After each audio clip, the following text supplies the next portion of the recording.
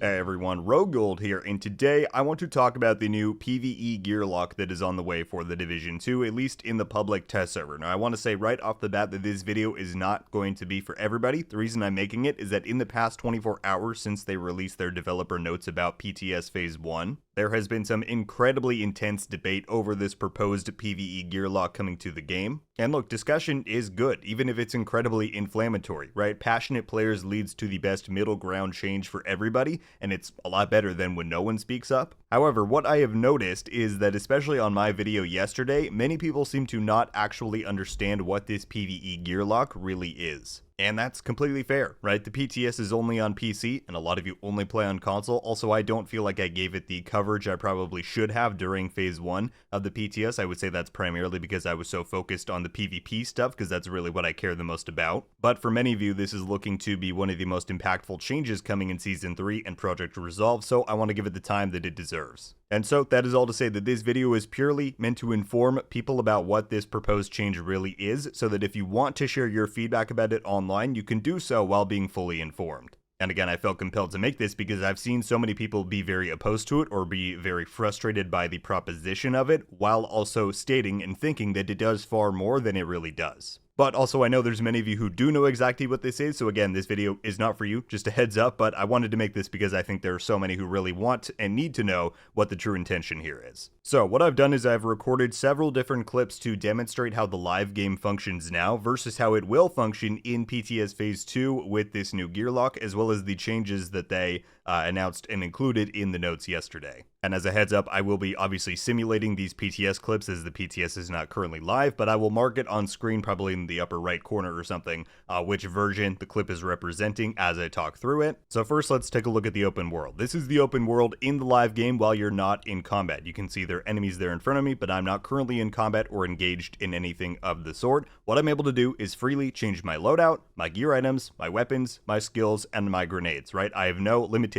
for what I can change. Then, we're still in the live game, but once I enter into combat, I am now restricted from changing my loadout. However, I can still freely change any of my gear items, weapons, skills, or grenades. And again, this is the live game. This is how it's currently functioned in the game ever since the start, I believe. Alright, now let's switch over to the open world in the PTS Phase 2 version, and this is not in combat, right? So we're still in the open world, there are enemies right in front of us, but we're not engaged in combat. It is still going to function the exact same as the live game. I can freely change my loadouts, my gear items, weapons, skills, and grenades. And this is where a lot of confusion came up, because I saw a lot of people saying they thought that the gear lock meant that anytime you were out in the world and not in a safe zone, you wouldn't be able to change stuff. That is not the case. Alright, but now let's say we're still in the PTS and we enter into combat. This is where the core change comes in. You can still not change your loadout as it's always been, but you also cannot change individual gear or weapon items. That is the change, right? However, you can still change what skills you have on, and you're still able to modify your grenades. So again, in essence, that is it. It is while you are engaged in combat, you cannot change individual gear items or weapons. I also did just want to back up my claim on the skill part there very quickly, because I also saw people saying that you weren't going to be able to change skills. I went and grabbed a clip from my fellow content creator GC Rock, shout out to him, I'll leave a link for his video in the description. In this clip, and go check the full video, he's in combat in the PTS and he's still able to freely change his skills. Again, that's one detail that I think a lot of people are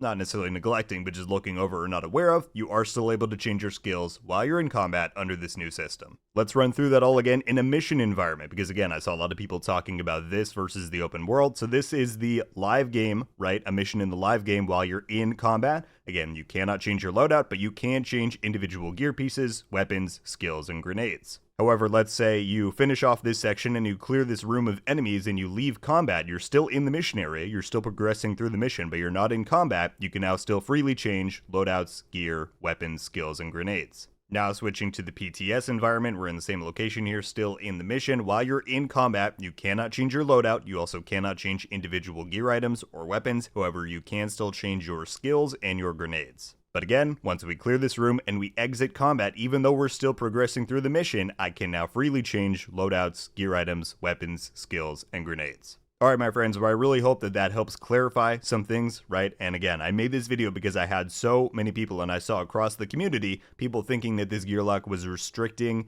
any modification of your build throughout entire missions, or basically any time that you weren't in a safe zone, like the White House or the castle, and that's just simply not the case. Also keep in mind that they proposed some changes to Phase 2 yesterday, which will allow full modification while you're within the shooting range at the White House. And also, anytime that someone joins your team, you can modify anything within your build for a 1-minute grace period, so that if, let's say someone joins and you're a healer and they join as a healer, one of you can still switch so that your builds don't have to overlap, right? So, like I said, I just wanted to clear all of that up so that everybody can discuss the actual proposed changes. And again, that's because I know a lot of you were a bit confused on what that actually was. So, with the correct information in mind, do let me know your thoughts on all of this, and as always, please keep things civil. It's okay to express your frustration, but let's keep it to an actual constructive discussion. And that's going to do it for me today, everybody. Thank you all so much for watching, and I'll see you in the next one. RogueGold. Out.